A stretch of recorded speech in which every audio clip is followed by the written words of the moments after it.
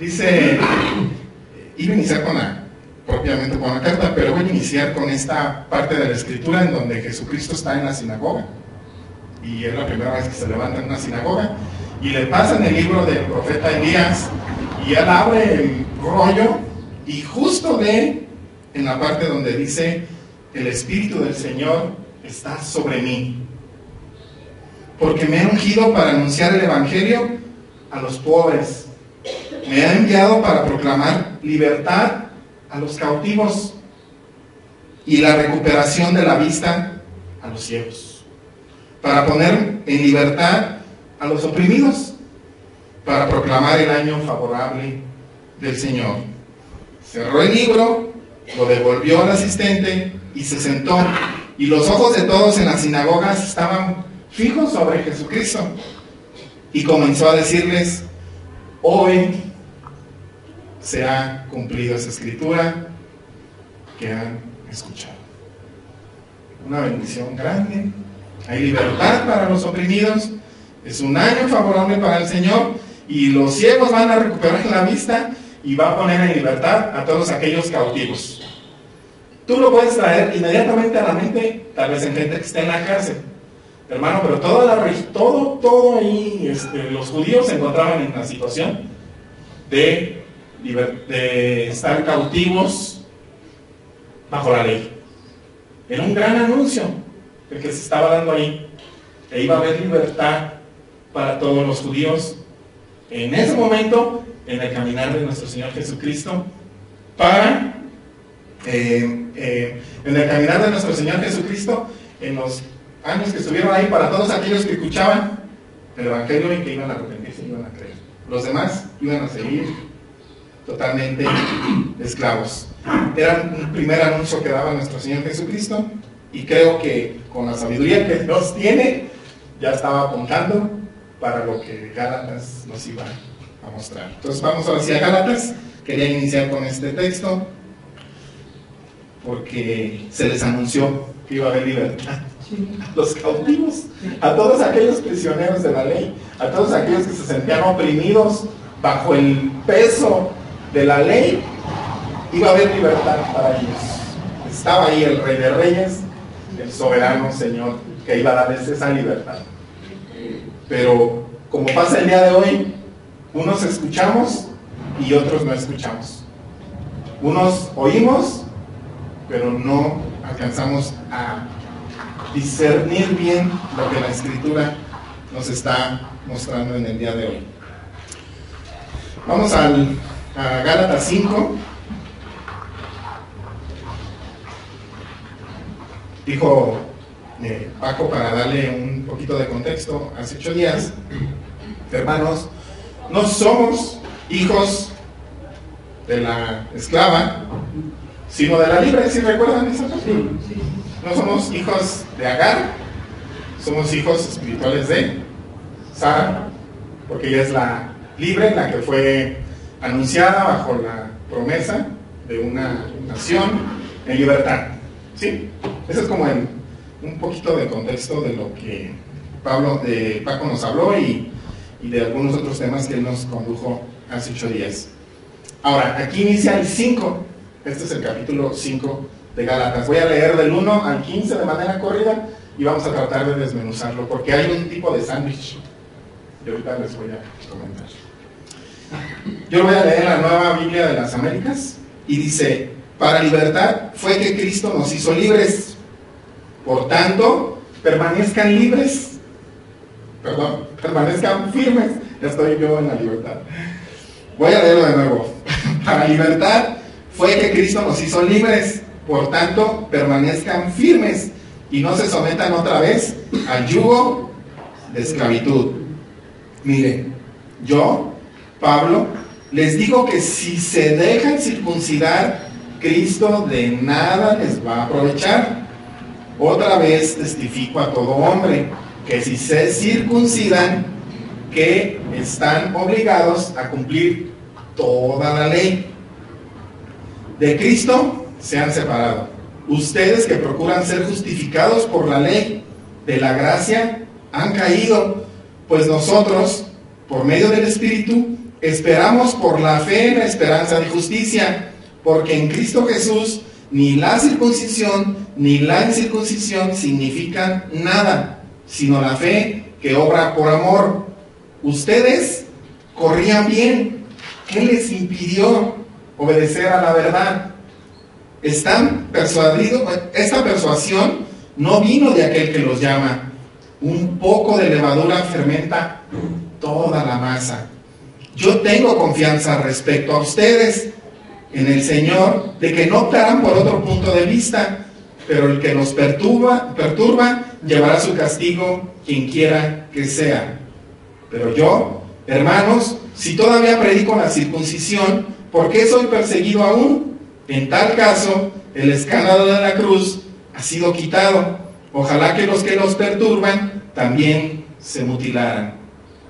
Porque ustedes, hermanos, a libertad fueron llamados, solo que no usen la libertad como pretexto para la carne, sino sírvanse por amor los unos a los otros. Porque toda la ley, en una palabra, se cumple en el precepto: amarás a tu prójimo como a ti mismo. Pero si ustedes se muerden, se devoran unos a otros, tengan cuidado, no sea que se consuman unos a otros. Amén. Amén. Es palabra del Señor, hermano. Yo no van a leer la palabra. Sí.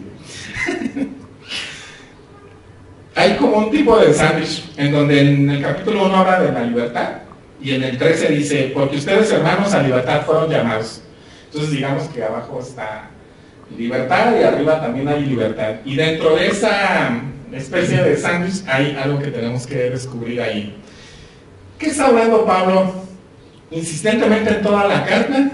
Que no nos esclavicemos a la ley, que las personas de ese tiempo, yo creo que era tan insistente la falsa enseñanza que querían meter a la iglesia o a los hermanos de la iglesia, que Pablo constantemente les llama y les dice: la circuncisión no es una opción. Si tú te circuncidas, tienes que volver de nuevo. Bueno, tienes que observar toda la ley, o sea, tienes que estar en toda la ley. Hay una insistencia muy fuerte del apóstol Pablo en cuanto a esto. Pero sin embargo, él dice que para libertad, tú y yo fuimos hechos libres en Cristo Jesús.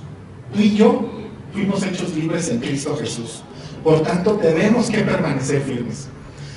Ahora, es bonito ver que el apóstol en ningún momento él se cuelga ningún tipo de mérito por esto que está sucediendo. Él inmediatamente quien nos va a hacer libres no es esta carta que yo les estoy enviando, no es esto que yo les estoy diciendo. Quien nos va a hacer libres es Cristo Jesús. Él es el quien nos va a liberar. Entonces, una libertad genuina, una libertad de corazón, tiene que venir desde Cristo. Yo me puedo sentir libre un tiempo de mi vida, pero después voy a recaer o voy a experimentar de nuevo la esclavitud si Cristo no me ha liberado. Si Cristo no me ha dado la certeza de libertad que Él nos da a cada uno de los creyentes. Si nosotros no experimentamos esa libertad y si no vivimos esa libertad, es muy difícil que permanezcamos firmes ante las situaciones o ante las acechanzas de la gente que quiere que vuelvas a la religiosidad. Pues hablando en este contexto, pero también en el contexto de todos los días de nosotros. Es muy difícil si nosotros no nos sentimos libres en Cristo. Ahora, ¿libres para qué? También, porque pues también podemos observar que Él dice que no es para la carne. Debe de haber una libertad. Y una libertad que debes de experimentar todos los días, hermano. No sé cuál, o no sé cómo te imaginas la libertad que Cristo te dio. Yo recuerdo que cuando a mí el Señor me llamó a arrepentimiento, yo creo que caminé con muchos años, todavía con poco de religiosidad en mi corazón. Yo no solté al 100% el catolicismo, hasta que el entendimiento, hasta que Dios no me fue abriendo y convenciéndome de esta libertad que Cristo da. Porque yo observaba unas cosas y practicaba unas cosas, pero ya estaba yo en Cristo. No sé si me explico. Cuando a mí Cristo me llama, yo no dejo por completo lo católico. Yo sentí un cambio en mi corazón y una libertad, primero de mis pecados. Fue lo primero que experimenté. Un arrepentimiento y el verme a mí mismo. Pero ahora, ok, levanto la vista y digo, ¿qué estoy observando? ¿O qué estoy viviendo? ¿En qué contexto? ¿O qué es lo que en dónde me estoy moviendo? Entonces, a través de la Escritura y la guía del Espíritu Santo, es que me doy cuenta que sigo esclavizado a rudimentos de familiares, ¿sí? Y aún ahí, pues digo, sí, pero también sí. ¿Cómo poder quitar esto si pues todavía no tengo el entendimiento? Porque el entendimiento no se te dio luego, hermano. Fue un proceso. Primero, y poco a poco te empezaste a dar cuenta que había que dejar rudimentos y cosas que te estaban esclavizando, ¿sí? Y uno de esos era que todavía yo iba a San Diego. Digo, los que somos de aquí de Morelia. Y todavía me echaba la serenata y todavía estaba ahí. Pero yo ya tenía un entendimiento de Cristo. Yo ya sabía quién era Él. Y yo sabía que todo lo demás era idolatría. Pero no tenía todavía bien el entendimiento de que Él ya me había hecho libre. Una cosa es que nosotros sepamos que es idolatría y otra cosa es que tú experimentas una libertad de todo eso. Es muy diferente. Debemos de venir a la Escritura y que Él nos pueda convencer de esa libertad. Yo puedo caminar en medio de gente como el día de ayer, que tristemente está esclavizada a la ley o a tradiciones o a lo que se les enseñó. Yo puedo caminar ahí con el entendimiento de decir, yo soy libre, pero no con orgullo. Y decir, ay, estos... No, confesar, hermano, a mí me pudo mucho saber que generaciones grandes de muchos años se lo pasaron a los hijos y que ahora los hijos se lo están pasando a los otros. Y que no hay nadie, hablando de iglesia, que se pare y diga, esto no está bien. Dijo Claudia, creo que fue quien me dijo, dice, no, si nos paramos nos van a sacar a pedradas. Sí, es el temor, hermano. Pero sin embargo tú ya lo experimentaste. Y tú cuando te diste cuenta de esa libertad, para ti fue un gran descanso. Yo me imagino a toda esa gente caminando con un gran peso encima, tal vez pidiendo que un familiar sea sanado, lo que hayan prometido. Pero nada ayuda para su salvación, tristemente. Y cuando veníamos, trailers y trailers y trailers de peregrinos. Increíble. Todo lo que sea. La libertad que Cristo nos dio de todo esto, necesitamos compartírselo a las demás personas. De verdad, no nos quedemos con ese gran tesoro que Dios nos ha dado. Cuando tú te sentiste libre, creo que es en Mateo. Déjame ver si puse la cita aquí. Espérenme tantito, ¿eh? Cuando tú fuiste libre de todo esto, ¿se acuerdan de la parábola de Jesús cuando les dice que el reino de los cielos es como encontrar una perla? Algo precioso, un tesoro precioso. Y cuando lo descubres, lo vuelve a tapar y luego va y compra ese terreno y vende todo lo que tiene por cuidar eso que encontró. Esa persona experimentó que nada vale, que nada es importante, solo lo que acaba de encontrar, la perla preciosa de Cristo. Todo lo demás no tiene ningún sentido. Él es el que tiene el sentido. Cuando nosotros experimentamos una libertad, decimos, nada es importante, solo Él.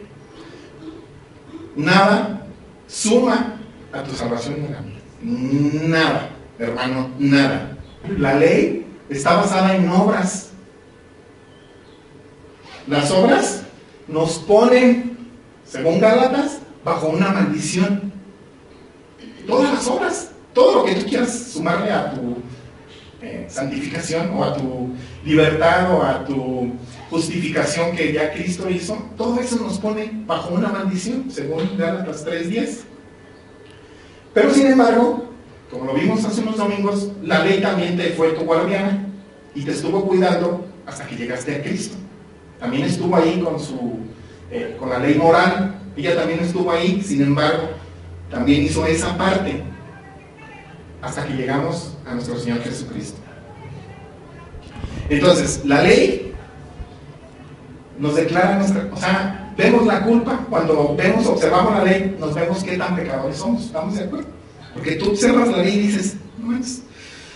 Pero nos lleva a Cristo y nos dirige en una vida de obediencia, entre comillas, porque pues decimos esto está mal, esto está bien, esto no es, esto sí, y pues ahí vamos. La ley no tiene ningún poder para salvarte, únicamente son obras lo que tú puedas hacer para la salvación.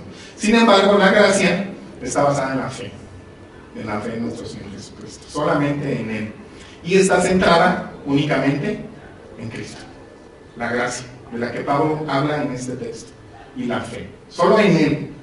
No trates de ver otras cosas, solo observa a Cristo, ve su vida, lee su vida en los evangelios, observa cómo Él caminaba en libertad bajo la ley, porque Él caminó en la ley, pero estuvo, porque Él no obedeció nada de la ley, no sé si me explico. Él se circuncidó, Él caminó en la ley, pero Él nunca fue esclavo de la ley, siempre fue libre, siempre. Todo lo que hacía en libertad, desde el Espíritu, centrada en Cristo. Cristo vive en nosotros y es tu certificado y mi certificado de libertad. En la gracia encontramos todo eso, y hay una herencia para ti porque nos adopta como hijos. En la gracia está todo esto. No te cargues de obras, busca a Cristo que te libere, que te dé el entendimiento correcto para que tú experimentes la libertad. Es importante que observemos también la circuncisión. Pablo habla otra vez de nuevo de la circuncisión. ¿Cómo afecta a una mujer el que el marido esté circuncidado o no? ¿Cómo? Es que habla de hombres solamente. ¿Y la mujer? ¿Qué pasa? O sea, el que se tiene que circuncidar es el hombre. ¿Y la mujer?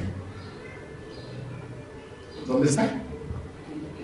¿Ustedes creen que Pablo la hizo un lado y solo se está dedicando a los hombres? ¿Por qué? ¿Por qué creen? Dice, miren Pablo, yo les digo que si se dejan circuncidar, Cristo de nada les va a aprovechar. Otra vez testifico a todo hombre que se circuncida, que está obligado a cumplir toda la ley.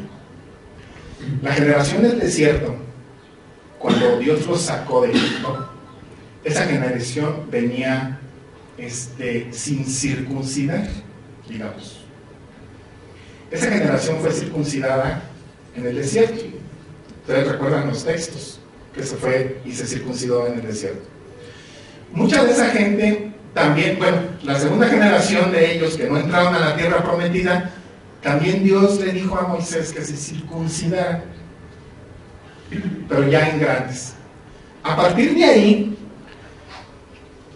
todos los niños a partir de 8 días de nacidos tenían que ser circuncidados. Se entiende que un niño iba a nacer dentro de un núcleo familiar y que iba a ser partícipe tanto la mamá como el hijo de apoyar la circuncisión del niño. ¿Sí? El niño está pequeño, la mamá dice sí que se circuncide, el papá dice sí que se circuncide porque somos apartados para Dios, porque es un mandato de Dios, es una señal de Dios, entonces tenemos que hacerlo. Ahí está la familia, papá, mamá, aceptando que el niño se va a circuncidar, porque es la señal del pacto que Dios dio. Cumplen con ese mandato que Dios da, y a partir de ahí la mamá tiene que instruir, mamá y papá tienen que instruir al niño en los caminos de Dios, los dos, a partir de la circuncisión. Entonces la mamá no está por fuera, está dentro, está en el núcleo, porque los dos toman la decisión de circuncidar al niño. Sí, papá, sí, el varón, pero la mamá o el matrimonio está unido en eso. Y al niño hay que instruirlo dentro de la palabra, dentro de la ley, en ese momento. Hoy, para ti, para mí, cuando un niño nace en un matrimonio cristiano, dentro de un cristianismo, nosotros tenemos la responsabilidad de guiar a ese niño por los caminos de Dios y expresarles y decirles que nacieron en libertad y ya no bajo la ley. Ellos van a encontrarse con muchas situaciones en su corazón que saben que está mal, pero nosotros tenemos que mostrarles que ya no hay hijos nacidos bajo la ley. Si Dios te diera la bendición de hoy tener un hijo, el niño nace ya en libertad, porque tú ya estás en libertad, tu matrimonio está en libertad, él ya nace en libertad. Ya no tienes que cargarle el peso de la ley al niño. Ya no. Aunque la salvación es personal, desde el núcleo familiar puedes darle la libertad al niño desde el principio. Él ya no va a ser, él ya no va a estar cargado bajo la ley, él ya no va a estar sobre la ley. Cristo dice que la persona que observa que se hace la circuncisión está obligado a obedecer toda la ley. Significa que los creyentes, cuando dice que se separaron de Cristo y que todo hombre que se incircuncida está obligado a cumplir la ley y que de Cristo se han separado, ¿significa que pierden la salvación? No, hermano, la salvación no se pierde. Más bien, creo que la fe no les alcanzó como para aceptar más bien como para dejarse pues engañar en cuanto a la falsa enseñanza que se estaba dando.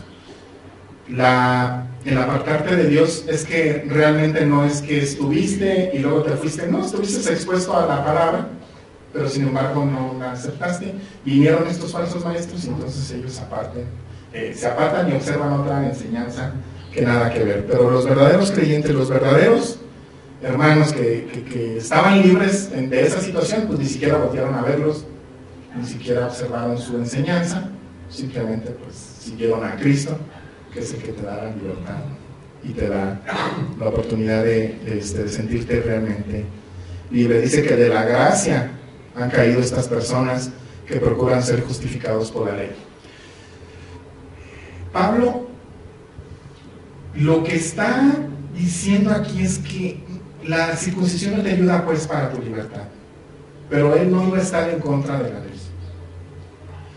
No es que se circunciden o no se circunciden. El problema es que cuando tú ya le das un peso más al que Dios dio, que era una señal del pueblo, ahí es donde está el problema. Porque si tú empiezas a creer que la circuncisión te va a ayudar para tu salvación, ahí ya no.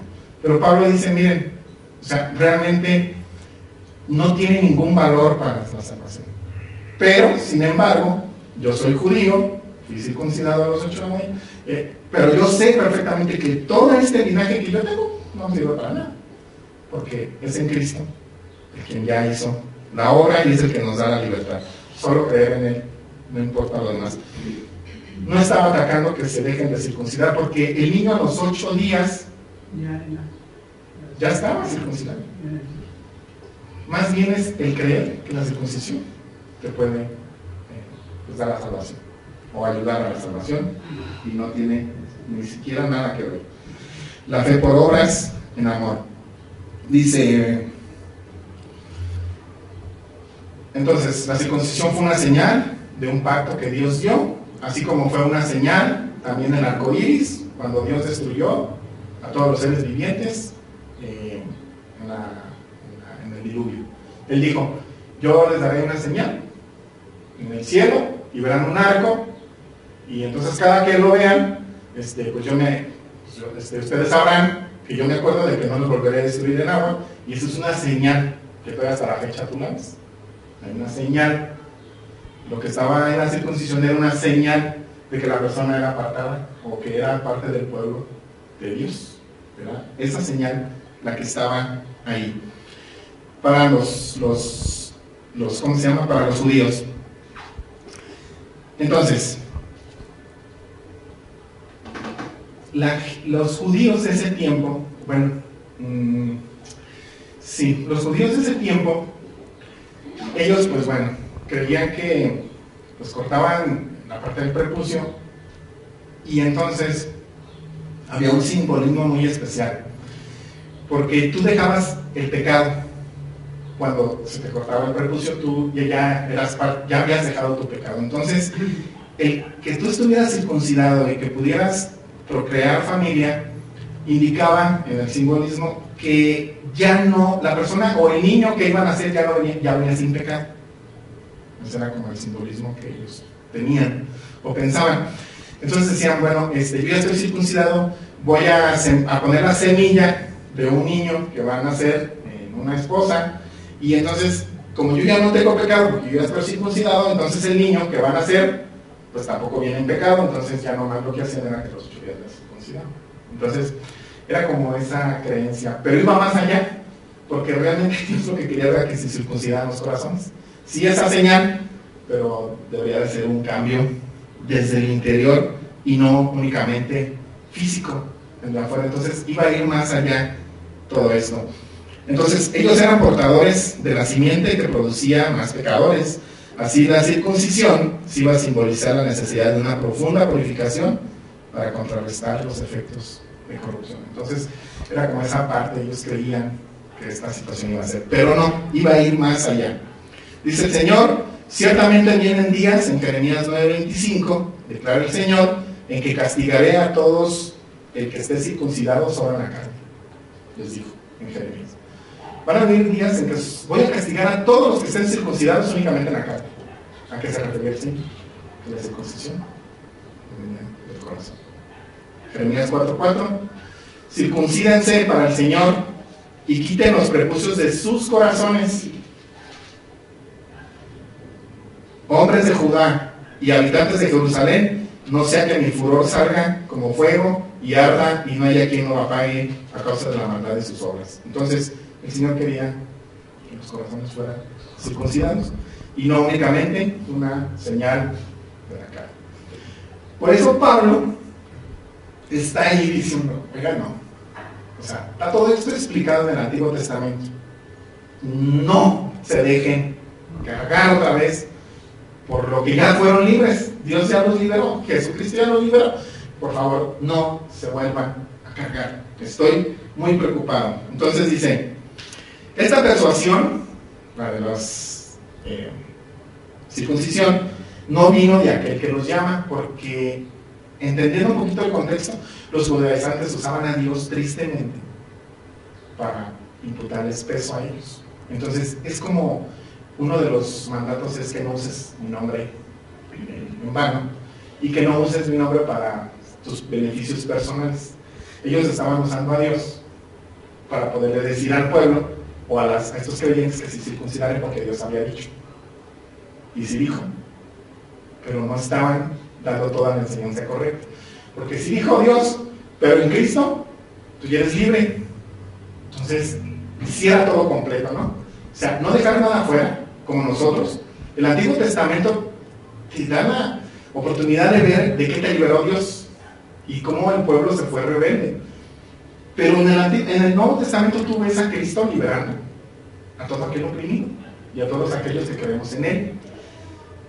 Los judaizantes de este momento nomás mostraban la ley pero no mostraban la libertad en Cristo. Y en un momento dado decían, sí pues, o sea, si eres libre, pero solo si te circuncidas. Nada que ver.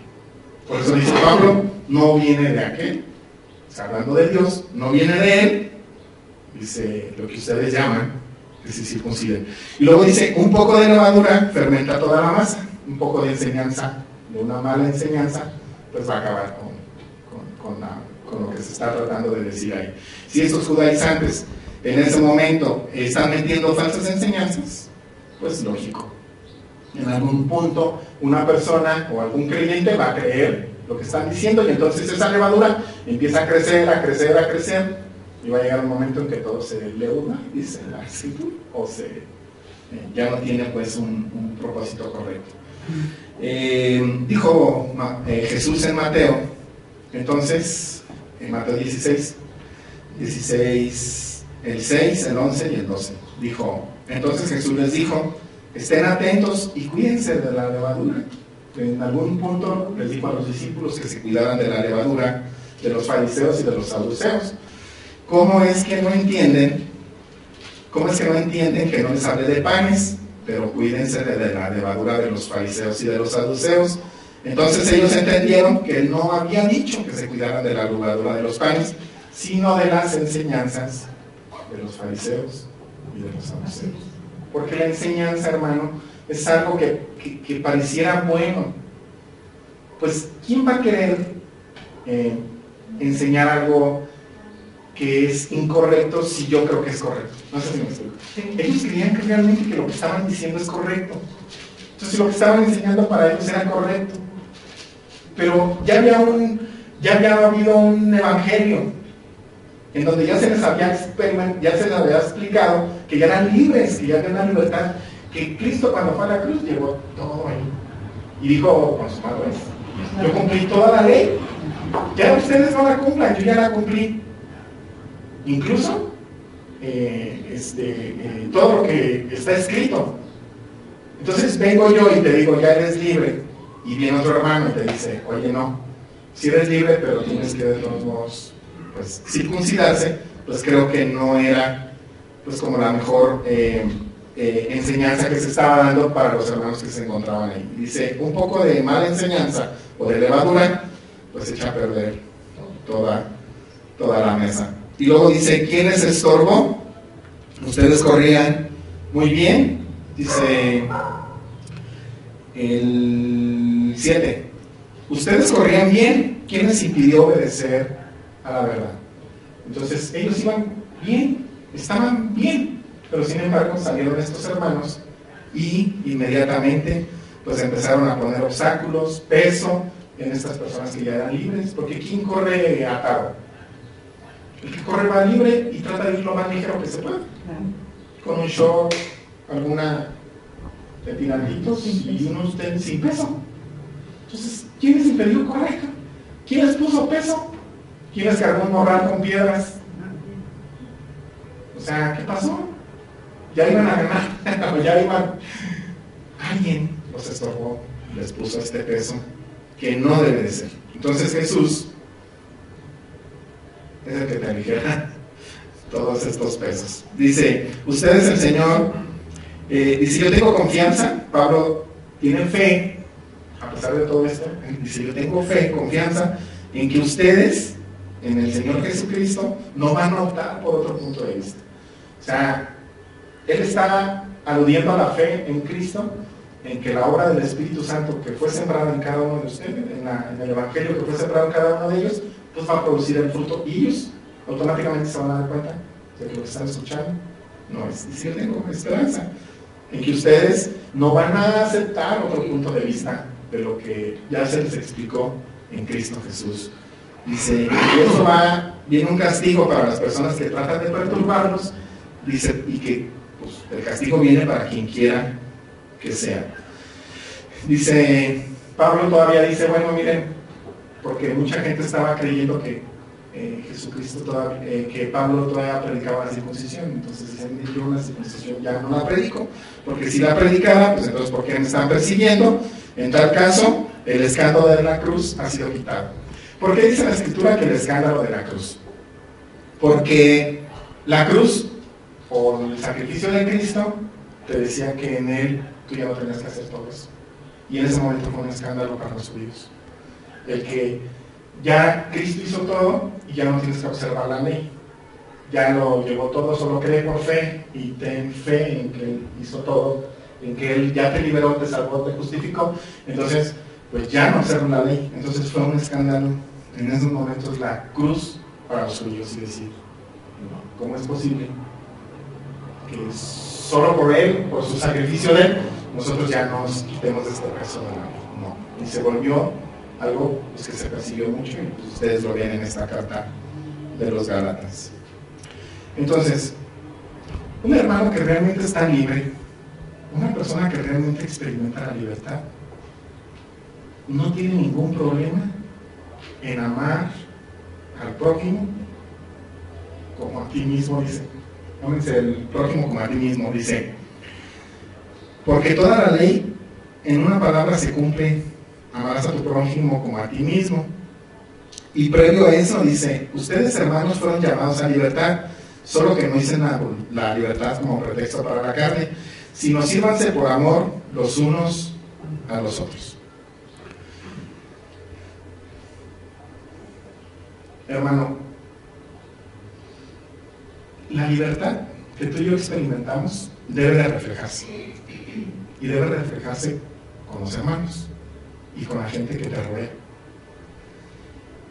Pablo pone aquí el amor como una parte fundamental de las personas que realmente son libres en Cristo. El amor es muy importante para que tú puedas realmente experimentar la libertad. Si yo experimento la libertad en Cristo, pero me cuesta esta parte de experimentar el amor con los demás, hermano, hay algo que todavía no está libre. Porque la libertad que tú y yo experimentamos debe de ser sin ningún tipo de atadura.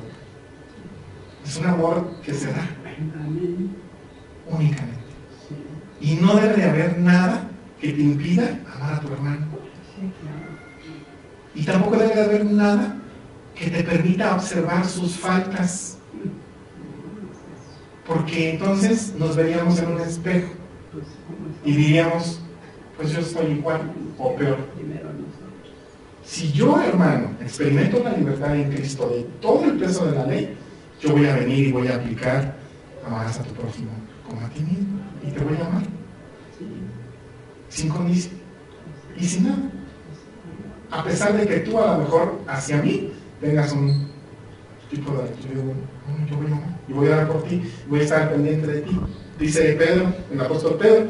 Porque es interesante que tú veas también a Pedro, porque recuerde que Pedro era apóstol a los judíos y sin embargo habla lo mismo que Pablo, apóstol a los gentiles, y dice: anden como libres, dice el apóstol Pedro en 1 Pedro 2:16. Anden como libres, pero no usen la libertad como pretexto para la maldad, sino empléala como siervos de Dios. Honren a todos, amen a los hermanos, teman a Dios y honren al Rey. Entonces, honren a todos. Qué difícil es honrar al hermano, a la persona que está cerca de ti. Qué difícil es demostrarles tus sentimientos y por lo que estás viviendo. Cuando no nos acercamos a las personas para decir: oye, yo estoy pasando por esta situación, es porque tenemos miedo a que se nos juzgue, a que se nos rechace, o a que se convierta en un chisme de pasillo. Porque no tienes todavía no hemos crecido en la parte de libertad, de experimentar la libertad. Todos los hermanos crecemos de diferentes formas, y hay unos más maduros que otros. Tenemos que observar también quién es la persona correcta para poder compartir lo que tienes. Y esa persona en amor te va a instruir para que puedas tú juntos alcanzar la libertad en Cristo. Si todos aquí unidos estamos ahorita y yo les digo, bueno, entonces los espero ahí en San Diego a las 7 de la noche, para irnos caminando, pues muchos de ustedes van a decir, pues tal vez sí. Y algunos otros vendrán y me dirán aquí en cortito, oye Víctor, creo que estás mal. Mira, ven, vamos a platicar. Y si yo cuando viene el hermano ya estoy,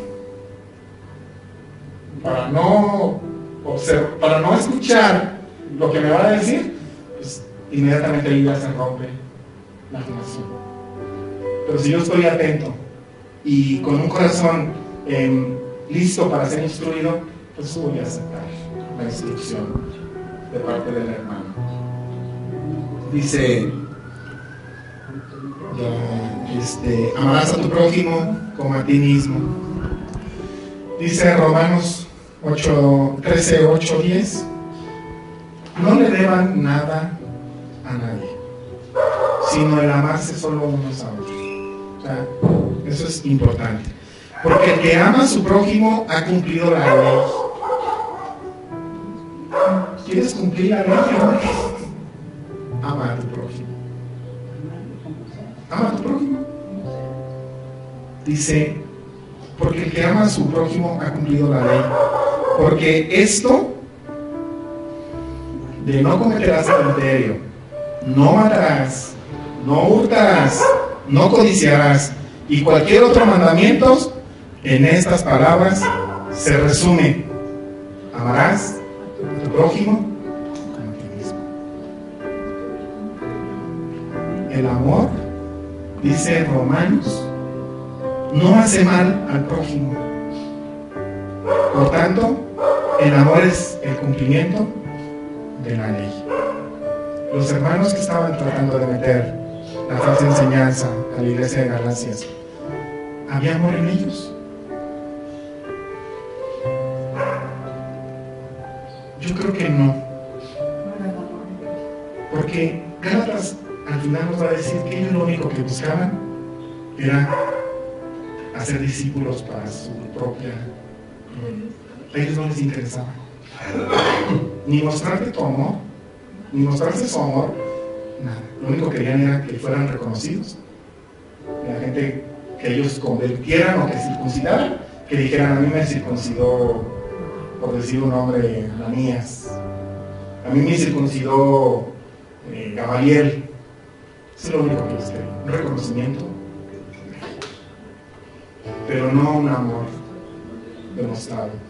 Muchas veces cuando nos acercamos a los hermanos llevamos otra intención y no es el amor. Hagamos una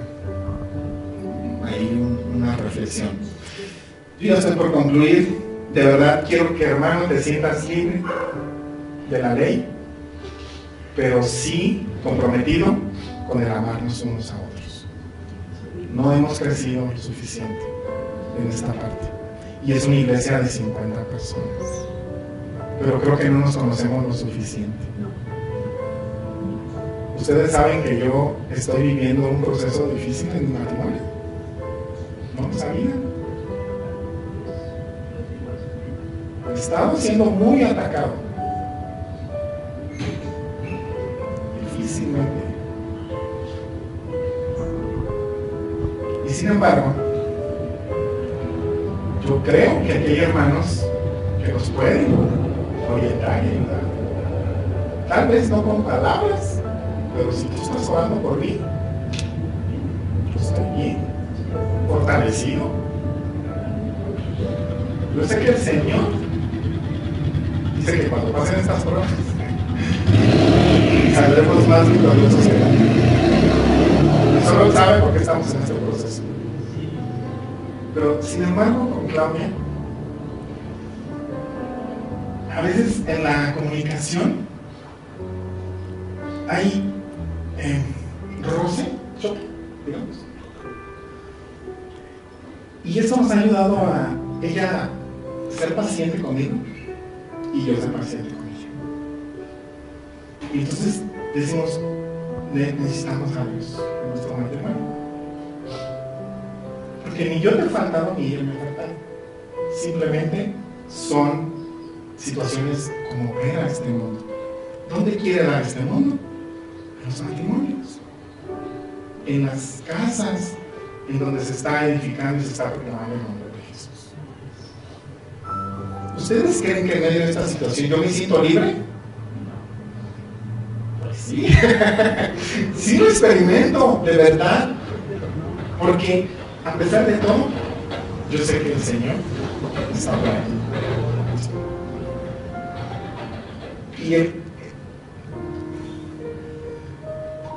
los celos son un cáncer, hermano. Cuando los celos entran a tu hogar, tienes que actuar como actuó Pablo aquí. Debe de ser duro, a la cabeza, directo, y poner las cosas antes de que esto se convierta en un cáncer, que se te salga de las manos. Gracias a Dios, por mi Dios que tiene todo controlado. ¿Por qué abro mi corazón enfrente de ustedes? Porque para yo poderles traer la escritura, tengo que poner, a vivirlo. Entonces, si me dice que yo soy libre para comunicarles esto. Yo soy libre que de aquí nos salga. Yo sé que de aquí nos salga. Yo sé que somos un grupo de personas que van a estar intercediendo por nosotros, llorando por nosotros. Entonces, permítanos entre nosotros, entre todos, amarnos unos con otros. Abre tu corazón. Deja que el hermano se acerque, que el hermano se acerque. Deja que experimentemos esta parte donde dice, todo se cumple en esto. Amarse unos a otros y amar al prójimo como a ti mismo. Experimentemos y creamos. ¿Quién es mi próximo? Pues el que tienes a un lado. Ese es tu próximo. Y no se digan dentro del hogar, ¿verdad? Hijos, matrimonios, luchen por ellos. Yo sé que hay matrimonios, luchen por ellos. Con todo. Él ya hizo, ya ganó. Nosotros que estamos aquí, debajo de, pues todavía experimentemos esa parte.